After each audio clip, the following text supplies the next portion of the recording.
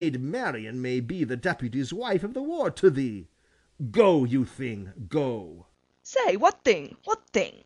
What thing? Why, a thing to thank God on. I am no thing to thank God on, I would thou shouldst know it. I am an honest man's wife, and setting thy knighthood aside, thou art a knave to call me so. Setting thy womanhood aside, thou art a beast to say otherwise. Say, what beast, thou knave thou? What beast? Why, an otter.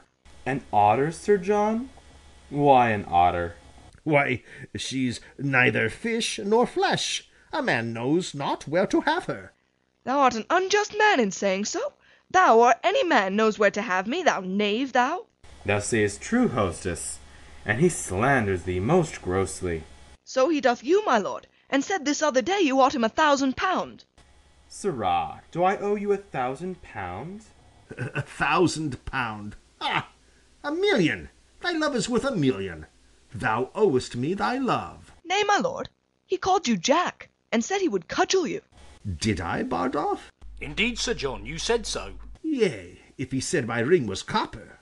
I say 'tis copper. Darest thou be as good as thy word now? Why, how?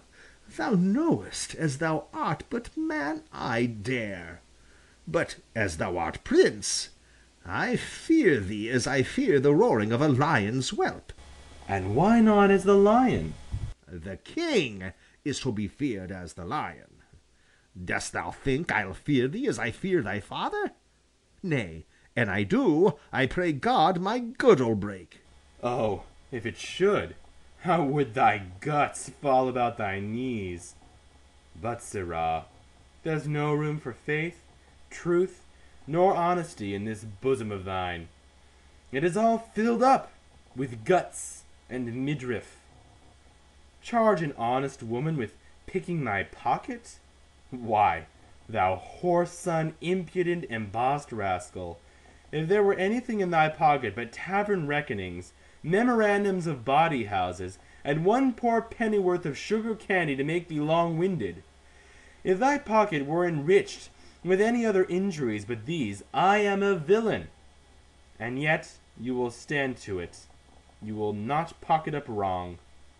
Art thou not ashamed? Dost thou hear, Hal? Thou knowest in the state of innocency Adam fell, and what should poor Jack Falstaff do in the days of villainy? Thou seest I have more flesh than another man, and therefore more frailty. You confess, then? You picked my pocket? It appears so by the story. Hostess, I forgive thee. Go, make ready breakfast. Love thy husband, look to thy servants, cherish thy guests. Thou shalt find me tractable to any honest reason. Thou seest I am pacified still. Nay, prithee, be gone. Exit hostess. Now, Hal, to the news at court. For the robbery, lad. How is that answered? Oh, my sweet beef, I must still be good angel to thee. The money is paid back again. Oh, I do not like that paying back. 'Tis a double labor. I am good friends with my father, and may do anything. Rob me the exchequer the first thing thou doest, and do it with unwashed hands, too. Do, my lord? I have procured thee, Jack, a charge of foot. I would it had been of horse.